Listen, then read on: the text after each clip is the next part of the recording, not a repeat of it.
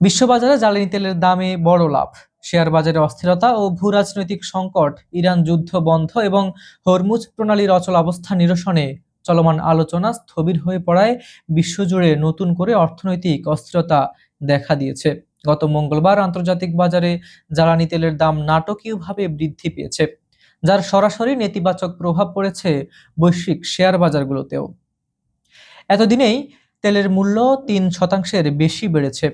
বর্তমানে আন্তর্জাতিক বাজারে ব্রেন্ট অপরিশোধিত তেলের দাম ব্যারেল প্রতি $107.68 পৌঁছেছে, যা আগের তুলনায় ৩.৩% বেশি।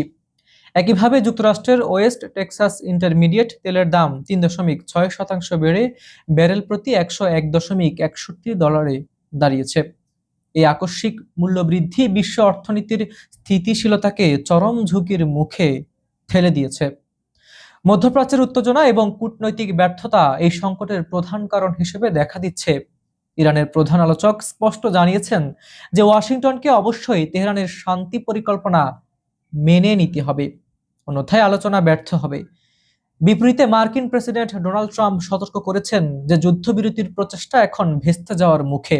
তাই এই পাল্টাপাল্টি অনড় অবস্থানে বিনিয়োগকারীদের মধ্যে চরম আতঙ্ক ছড়িয়ে পড়েছে, যার ফলে আন্তর্জাতিক শেয়ার বাজারগুলোতে বড় ধরনের ধস নেমেছে।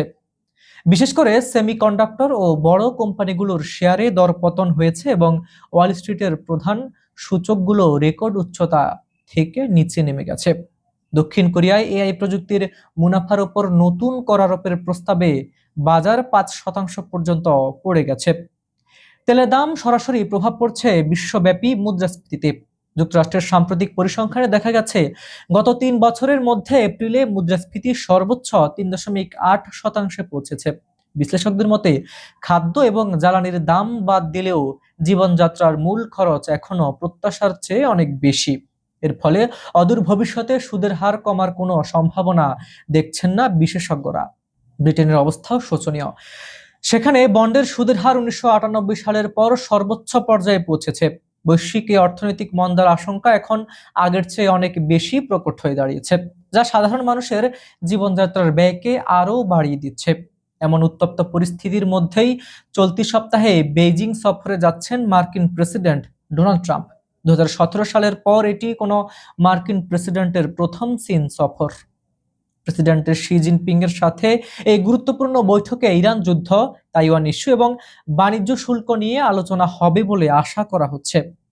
বিশেষ লক্ষণীয় বিষয় হলো ট্রাম্পের সফর সঙ্গী হিসেবে থাকছেন ইলন মাস্ক এবং টিম কুকের মতো প্রভাবশালী ব্যবসায়ীরা।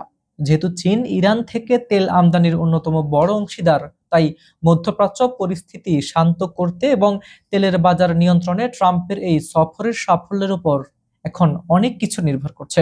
বিশ্ববাসী এখন তাকিয়ে আছে বেইজিং আলোচনার ফলাফলের দিকে।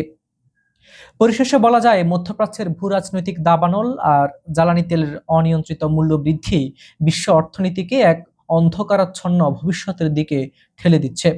একদিকে তেহরান ও ওয়াশিংটনের অনড় অবস্থান, আর অন্যদিকে মুদ্রাস্ফীতির কষাঘাতে পিষ্ট সাধারণ মানুষ। সব মিলিয়ে এক চরম অস্থির সময়ে পার করছে বিশ্ব। এখন সবার নজর ডোনাল্ড ট্রাম্পের বেইজিং সফরের দিকে। শি জিনপিং এর সাথে এই উচ্চ পর্যায়ের বৈঠক কি পারবে তেলের বাজারে স্থিতিশীলতা ফেরাতে, নাকি কূটনৈতিক ব্যর্থতা বিশ্বকে আরো বড় কোনো অর্থনৈতিক মন্দার দিকে ধাবিত করবে? সেই উত্তর মিলবে আগামী কয়েকদিনেই। তবে আপাতত বিনিয়োগকারী থেকে শুরু করে সাধারণ ভোক্তা সবার মধ্যেই বিরাজ করছে চরম আতঙ্ক। আজকের প্রতিবেদনটি তথ্যবহুল মনে হলে একটি লাইক দিন এবং শেয়ার করে অন্যদেরও জানার সুযোগ করে দিন। আন্তর্জাতিক রাজনীতির ভেতরের খবর এবং পর্দার আড়ালের তথ্য জানতে এখনই চ্যানেলটি সাবস্ক্রাইব করে বেল আইকনটি চেপে রাখুন, কারণ বিশ্ব রাজনীতির প্রতিটি মোড় আমরাই সবার আগে বিশ্লেষণ করি।